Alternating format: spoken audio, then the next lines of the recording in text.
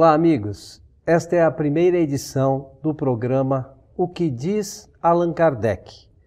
Estará conosco nesta série nosso companheiro Milton Filipelli. Tudo bem, meu amigo Milton? Tudo bem, Coelho. Estamos aqui prontos para mais um programa novo, que vai tratar de assuntos ligados à doutrina espírita.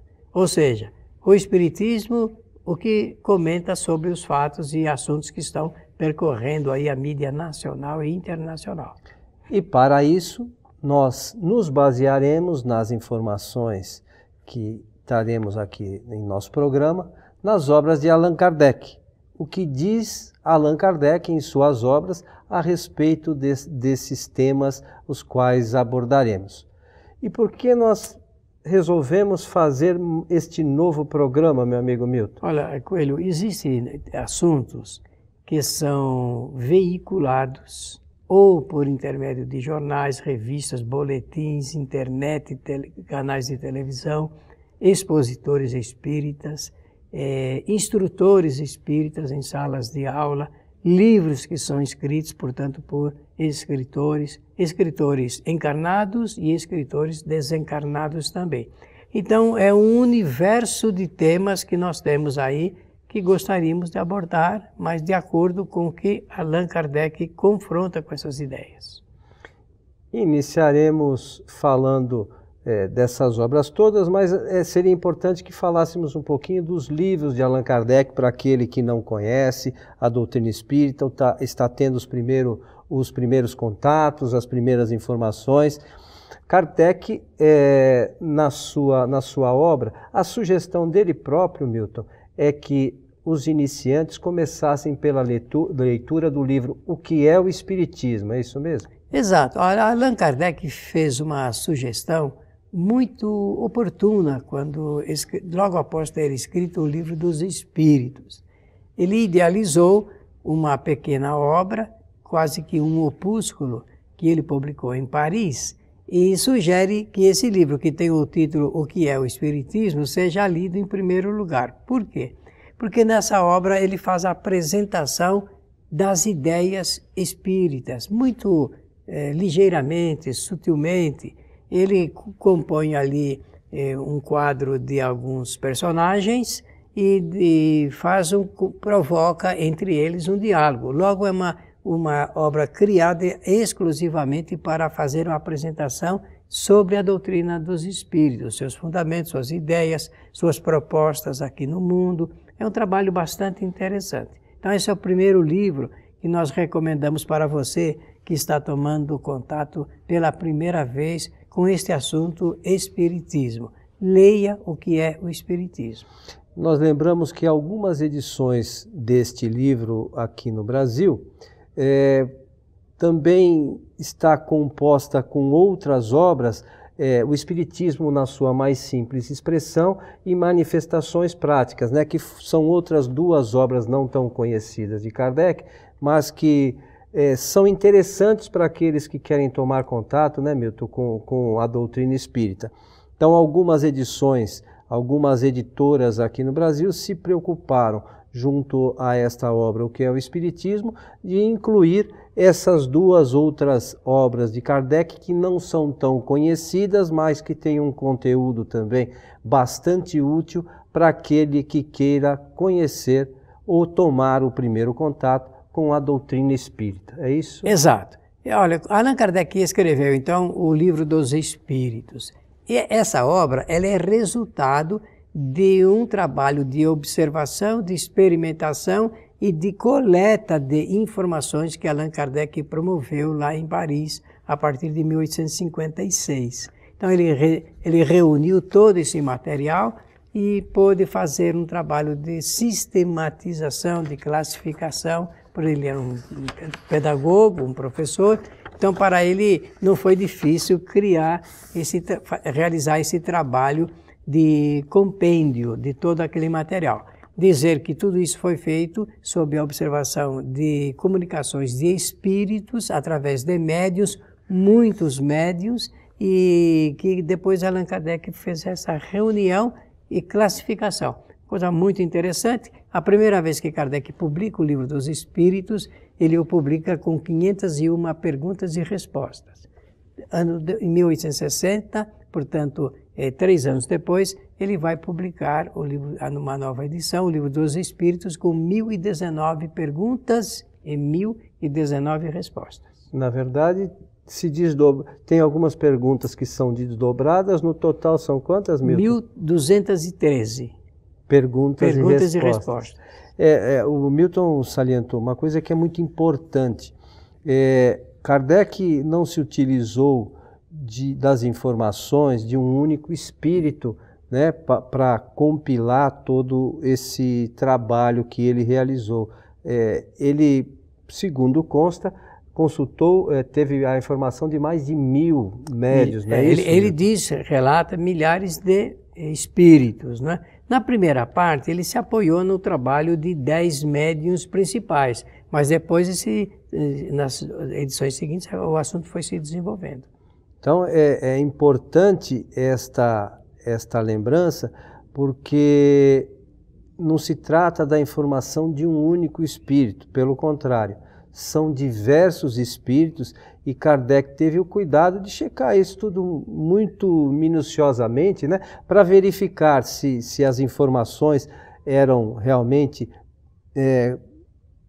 embasadas, se elas tinham as fontes diversas traziam as mesmas informações, né, Milton, para não correr o risco de levar ao público uma doutrina nova que fosse distorcida por informações de um único ou 2 ou 3 espíritos unicamente, né? Olha, o que ele diz é assim, logo depois que começou a fazer as observações, porque ele era um cético nesse assunto, realmente não tinha nenhuma ideia de que os espíritos poderiam se comunicar. Primeiro foi aquele trabalho através das mesas girantes lá em Paris, e ele, investigando, ele pôde chegar à conclusão de que a mesa por si não se move, o que movimentava a mesa eram os espíritos, inteligências fora da matéria. Descobriu depois que os espíritos poderiam fazer isso através de uma combinação de uma matéria, de um tipo de matéria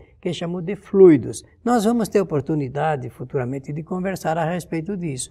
Então esse passo ele é muito importante, porque a seguir ele teve que responder essa pergunta. Merece crédito o que os espíritos escrevem através de médiuns, ou dos médiuns propriamente dito? Isso é uma coisa importante. Para dar foro de credibilidade, ele adotou então esse critério que em estatística chama-se critério da universalidade. O controle universal, né? Ou controle universal, que é a mesma coisa, significa a mesma pergunta que ele formulava para um médium, ele formularia para dezenas de outros. E ele foi dando crédito às perguntas, às respostas concordantes entre si. Então, Kardec teve este cuidado para que não fosse, como dissemos, levada a público uma nova doutrina com distorções, né? Ele fez algumas alterações, como você mencionou, do lançamento do primeiro livro dos Espíritos, né? E depois, na segunda edição, já veio com mais uma quantidade de perguntas, mas sempre com o mesmo cuidado, né? De levar a informação da melhor forma possível. Em seguida, vieram esses livros, né? O que é o Espiritismo, antes do lançamento do livro dos médiuns, né? Ele lançou esse livro, que é o Espiritismo, para dar essa ideia geral da doutrina, é isso mesmo? Isso mesmo. Uma apresentação do Espiritismo. Eu penso que Allan Kardec tomou o cuidado de atender sempre à expectativa geral, que é essa de ter noções práticas, né? Da doutrina. Então essa obra veio com muita vantagem atender a essa necessidade. Até hoje é um livro que ele é reproduzido em vários idiomas, principalmente no Brasil, conforme o Coelho disse, várias editoras tomaram o cuidado de reeditar essa obra, que é uma verdadeira apresentação da doutrina.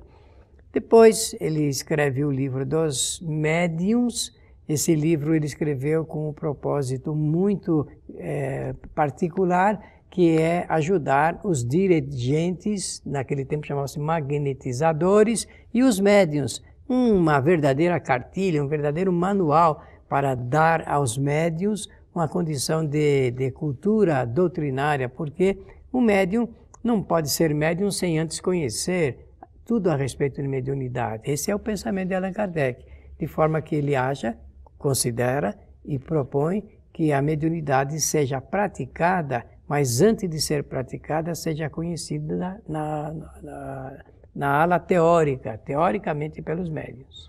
Eu gostaria de lembrar também, Milton, que a partir de janeiro de 1858, o Allan Kardec lançou a Revista Espírita, que foi um material também colhido por ele dos espíritos e informações que vieram de outros locais, pelo mundo afora, que chegaram até ele, e ele foi juntando esse material em revista, e hoje nós temos editado no Brasil, são 12 volumes, a partir do ano de 1858, né? Cada ano naturalmente com seus 12 volumes, e até 1869. Então são 12 volumes que trazem um conteúdo bastante interessante. Parte deles foi o que Kardec se utilizou, inclusive para as novas obras, né? Para a confecção das novas obras, a partir do Livro dos Médiuns, o Evangelho segundo o Espiritismo, a Gênese e o Céu e o Inferno, não é isso? É isso, ele teve a ideia de lançar um jornal para a divulgação das ideias espíritas. E ele, então, em uma reunião, faz uma consulta aos espíritos. Olha, estou tendo uma ideia de fazer uma divulgação através de um jornal, o que é que vocês têm a dizer? Não, faça isso que vai ser de grande utilidade. Tudo. Então ali projetou, desenvolveu o projeto de lançar o jornal. Só que quando ele vai lançar em 1858, no dia 1º de janeiro, ele lança com o nome de Revista Espírita, né? E mais embaixo ele diz, um jornal de estudos psicológicos. O que vem a calhar, porque ele está desenvolvendo ali uma teoria, uma doutrina ligada com o aspecto espiritual. Então, foi um trabalho muito importante, ele não vacilou em nenhum momento, e até a sua morte ele editou todos os números, né? São 12 números por ano, a partir de 1858 até 1869.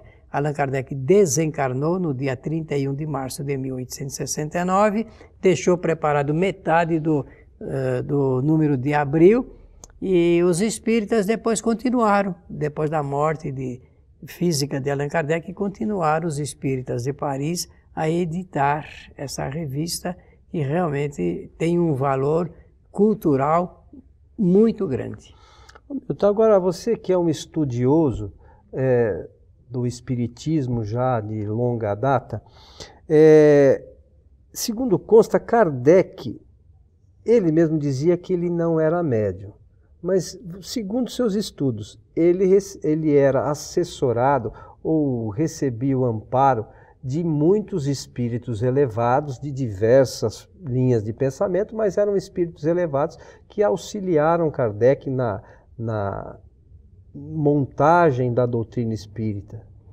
Kardec não teve a missão como intermediário dos espíritos da maneira como nós conhecemos os médiuns de psicofonia, psicografia, de evidência, de audiência, e nem de efeitos físicos. Mas como toda pessoa tem a mediunidade generalizada, com certeza ele também tinha essa condição de se ligar aos espíritos. Agora, ele realmente não precisou desse recurso, como por vezes os médiuns precisam, para desenvolver intelectualmente o seu trabalho.